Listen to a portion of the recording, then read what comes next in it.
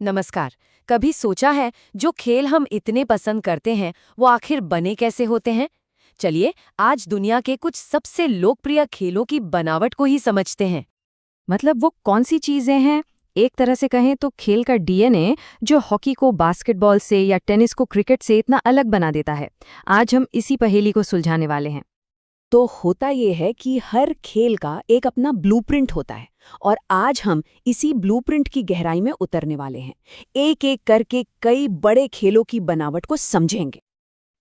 तो किसी भी खेल की कहानी शुरू कहाँ से होती है? भाई उसकी नींव से ही होती है। तो चलिए सबसे पहले इसकी फिजिकल फाउंडेशन यानी खेल के मैदान से ही शुरू करते हैं। अब देखिए, एक तरफ है वॉलीबॉल कोर्ट की तंग सीमाएं जहां हर एक सेकंड कीमती है, और दूसरी तरफ है हॉकी का वो विशाल मैदान जहां रणनीति बनाने के लिए कितनी जगह होती है। तो ये जो डायमेंशंस है ना, यही खेल के पूरे फ्लो और उसके रोमांच को तय करते हैं। और अब एक और दिलचस्प बात, वो है ऊंचाई।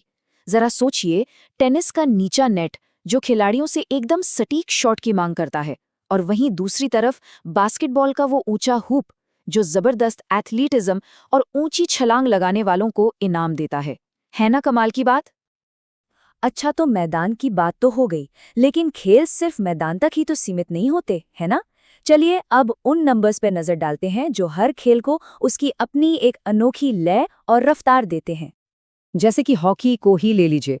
पूरे मैदान पर कंट्रोल करने के लिए 11 खिलाड़ियों की एक पूरी फौज चाहिए, जहां हर खिलाड़ी का अपना एक खास रोल होता है। और वहीं दूसरी तरफ है वॉलीबॉल, जहां हर साइड पर 6 खिलाड़ी होते हैं और यहाँ जीत हार का फैसला होता है उनके एकदम सटीक कोऑर्डिनेशन और बिजली जैसी तेज रफ्तार वाले तालमेल से। और फिर आता है बास्केटबॉल, वो तेज रफ्तार वाला खेल जिसे सिर्फ 5 खिलाड़ी मिलकर एक पहचान देते हैं। एक ऐसा खेल जहां बस एक पल में ही पूरा का पूरा मैच पलट सकता है। और अब जरा ये देखिए, ये कितना दिलचस्प है। यहाँ साफ पता चलता है कि सहन शक्ति यानी एंड्योरेंस में कितना जमीन आसमान का फर्क होता है। एक तरफ 60 मिनट का तेज तर्रार हॉकी मैच और दूसरी तरफ टेस्ट क्रिकेट जो पूरे 5 दिन तक चलता है। ये धैर्य और रणनीति का असली इम्तिहान है। तो हमने मैदान देख लिया, खिलाड़ियों की गिनती समझ ली, लेकिन इन सब चीजों के अलावा भी कुछ है। हर खेल की ना अपनी एक अलग भाषा होती है, अपनी शब्दावली, जो उसे एक खास पहचान देती है। जैसे टेनिस में ड्यूस, ये सिर्फ एक स्कोर नहीं है, बल्कि ये उस एक पल का इशारा है जब मैच एकदम बराबरी पर आकर अटक जाता है। दाव बहुत ऊंचा होता है और देखने वालों की सांसें तक रुक जाती हैं। या फिर बास्केटबॉल का स्लैम डंक सोचिए, ये सिर्फ 2 पॉइंट्स नहीं है, बल्कि ये स्कोर करने का सबसे धमाकेदार और जोरदार तरीका है। एक ऐसा शॉट जो पूरे स्टेडियम में जैसे बिजली दौड़ा देता है। और एक मजेदार बात बताएं, वॉलीबॉल को हमेशा से वॉलीबॉल नहीं कहते थे।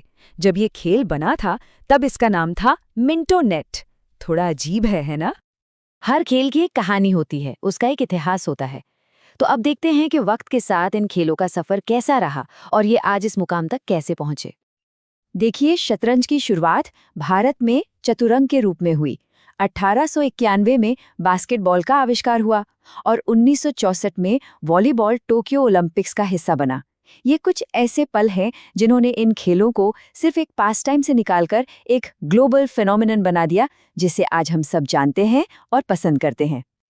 तो इतिहास तो शानदार रहा है, लेकिन आज की क्या कहानी है? मतलब आज के दौर में ये खेल कहाँ खड़े हैं और कौन है वो खिलाड़ी जो इन पर राज कर रहे हैं? चाहे वो शतरंज की दुनिया में मैग्नस कार्लसन की बादशाहत हो या फिर हॉकी में नीदरलैंड्स की टीम का दबदबा, ये वो कुछ नाम और देश हैं जो आज अपने अपने खेल में सबसे आगे हैं। और जब हम दिग्गजों की बात करते हैं तो मेजर ध्यानचंद का जिक्र किए बिना कैसे आगे बढ़ सकते हैं। हॉकी के जादूगर जिनकी विरासत आज भी लाखों लोगों को प्रेरणा देती है, और इसीलिए तो उनके जन्मदिन को हम हर साल नेशनल स्पोर्ट्स डे के तौर पर मनाते हैं। 8 ओलंपिक गोल्ड मेडल्स, ये कोई मामूली बात नहीं है। ये रिकॉर्ड सिर्फ एक नंबर नहीं है, बल्कि ये वर्ल्ड हॉकी में भारत के लंबे और शानदार दबदबे की कहानी कहता है। तो इन सब बातों का मतलब क्या है? मतलब ये है कि हर खेल अपने आप में एक पूरी दुनिया है। एक कॉम्प्लेक्स सिस्टम जहां मैदान का साइज, खिलाड़ियों की संख्या, नियम और उसका इतिहास, ये सब चीज़ें मिलकर उस रोमांचक खेल को बनाती हैं जिसे हम इतना पसंद करते हैं। और ये सब हमें एक आखिरी सवाल पर लाकर खड़ा कर देता है, भविष्य का खेल कैसा होगा? सोचिए, जैसे जैसे नियम बदलते हैं, टेक्नोलॉजी आगे बढ़ती है और एथलीट और भी बेहतर होते जाते हैं, तो क्या हमें बिल्कुल नए तरह के खेल देखने को मिलेंगे? कल का स्पोर्ट कैसा दिखेगा? ये सोचने वाली बात है।